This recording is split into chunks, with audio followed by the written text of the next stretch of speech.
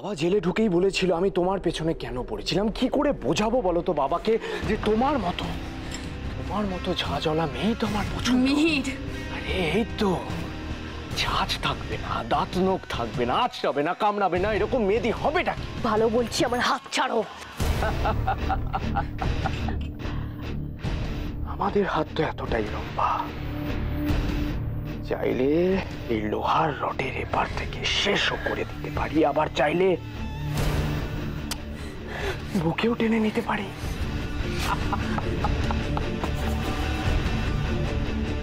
কি জানো লতা, কি বুঝলে?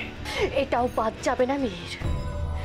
যেদিন হিসেব মেটাবো সেদিন পাই পাই ধরে ধরে মেটাবো। তুমি আমার দেশটা মেটাও বাস। তোমার মতো নোংরা ছেলে ছুঁড়ে তো নিজেকে গঙ্গা জল দিয়ে পবিত্র করতে হয়, নিজের গায়ে গঙ্গা জল ছিটাতে হয়। আরে বাস, তাহলে তো তোমাকে সারা জীবন গঙ্গা জলে বসে থাকতে হবে, কারণ আমি যতবার তোমাকে। চুপ, একদম চুপ, একটা কথাও বলবে না। এই জেলের মধ্যে বসে থেকে পুরনো কথা মনে করা ছাড়া আমার আর কি করার আছে? হ্যাঁ, পুরনো কথাই মনে করবে, এরপরে ভাববে যে ওই নোংরামোগুলো কেন করতে গেলাম। তাই নাকি? হ্যাঁ তাই, তোমাকে উচিত শিক্ষা দেব বলেই এখনো বেঁচে আছি আমি। তুমি আমাকে কি শিক্ষা দেবে? একটু বলো বলো, কি ভেবেছো তুমি বলো। তোমার মতো পাপকে বাঁচিয়ে রেখে তো কোনো লাভ নেই, তাই ঠিক করলাম তোমাকে শেষ করব আমি নিজে হাতে। আরে তুমি তুমি থানায় দাঁড়িয়ে আমাকে খুন করার হুমকি দিচ্ছ? হ্যাঁ, হুমকি নয় মিহির মুখার্জি, এটা আমি করবই। তারপর দেখি তোমার বাবা অভিরূপ মুখার্জি কি করে তোমাকে বাঁচায়। এসব কি বলছো ব্রজ? হাঁটা তো এসব ফুলমুল। ঠাকুরকে চটিও না গো, না প্রসাদ না, হাত পাতো। কত কথাই তো দিয়েছিলাম আমায়, তাহলে আবার এসব কেন? কি করব বলো তো, কোনো রকমে তো দুর্গার পায়ে বেরি পড়িয়েছিলাম, কিন্তু যেই পুজো শেষ হলো ব্যাস। বড় মুখ করে বলছো এসব? কি করব বলো না, এখনো তো সবটা বুঝে উঠতে পারছি না। তুমিও তো মন্ত্রী ছিলে গো, এত বছর তোমায় দেখেছি, কই এত ইয়ে তো দেখিনি। কি ইয়ে? দুর্গা যে অন্য ধাতুতে গড়া সেটাই বলতে চাইছে। অন্য ধাতু? কি ধাতু সেটা? না গো, ও যে মন্ত্রী তার কোনো ছিঁড়ি ছাদিও নেই, পারলে পারলে না খেয়ে থাকতে পারে, রাস্তায় থেকে যেতে পারে। ওর মধ্যে একটা ব্যাপার আছে, ও তোমার সঙ্গে যা করেছে তারপরে তো ওকে জব্দ করতে পারলে আমার সুখ হওয়ার কথা, কিন্তু কই তা তো হচ্ছে না। জব্দটাই বা করতে পারছো কোথায়? শুধু তো চেষ্টাই করে যাচ্ছে।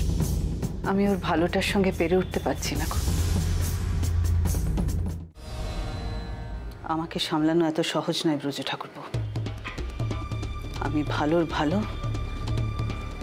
খারাপের খুব খারাপ। আর বাড়ির সবার কাছে খারাপ হলাম আমি। তাতে আমার কিছু আসে যায় না। দুর্গার কাছে যদি ওর ধ্যান জ্ঞান ওর দেশ হয়, তাহলে আমার কাছেও আমার স্বামী।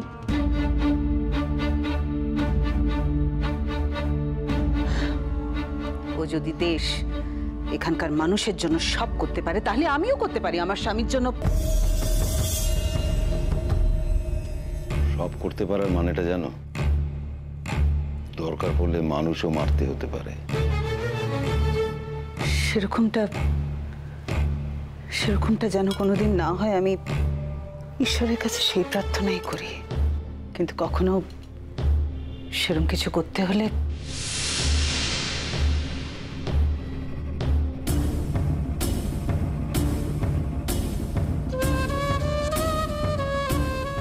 তুমি তাও করবে?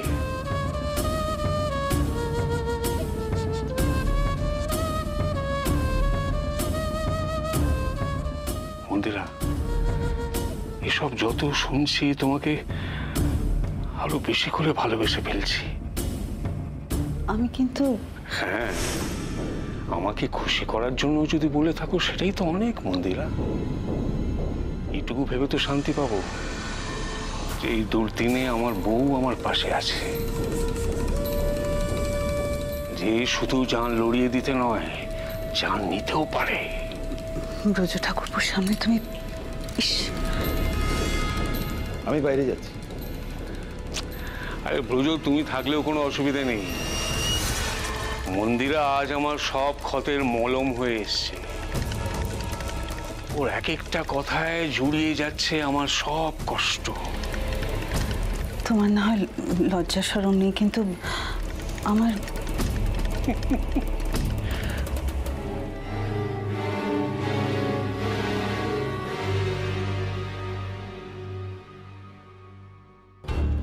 কাজটা কি ঠিক হলো? আলবাত, ইঞ্জিনে কয়লা না দিলে যেমন বগি টানতে পারে না, তেমনি মন্দিরাকে একটু বার না খাওয়ালে কাজের কাজ হয় না। তোমরা এখানে? চারু, তুমি কি বলো তো? হ্যাঁ, মাঝে মধ্যে তোমার কি হয় না বলে কই তুমি কোথায়? আমি অত কিছু ভেবে। তুমি মিহিরের সাথে দেখা করতে এসেছিলে, তাই না?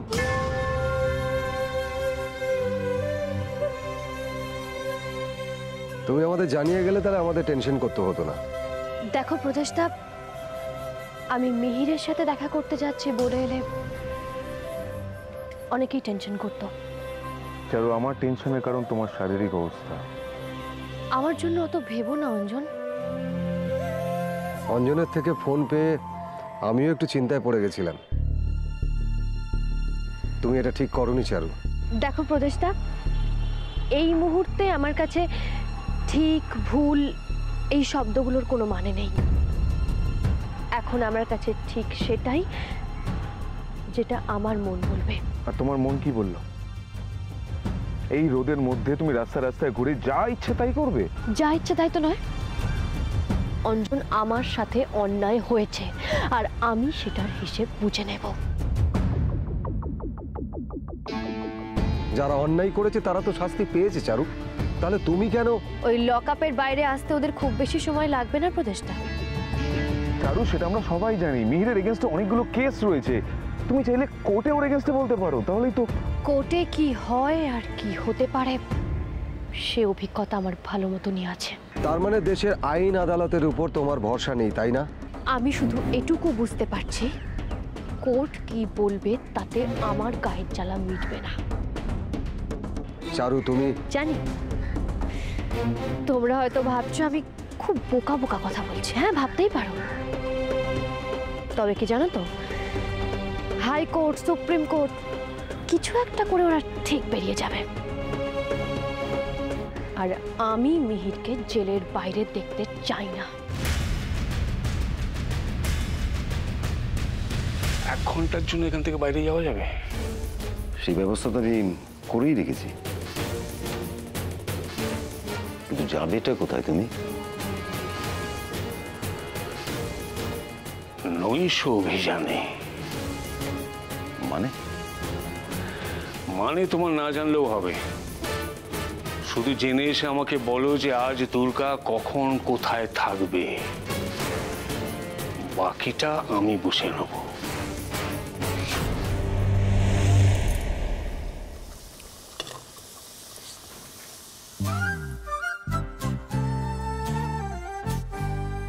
কি করছো তুমি? কোনো কথা বলো না, আমাকে আমার কাজ করতে দাও। কাজ করতে দাও মানে? তুমি ছবি তুলছো কেন? কি বলছো কি দুর্গা? এরকম একটা বিরল দৃশ্য আমি ক্যামেরা বন্দি করে রাখছি।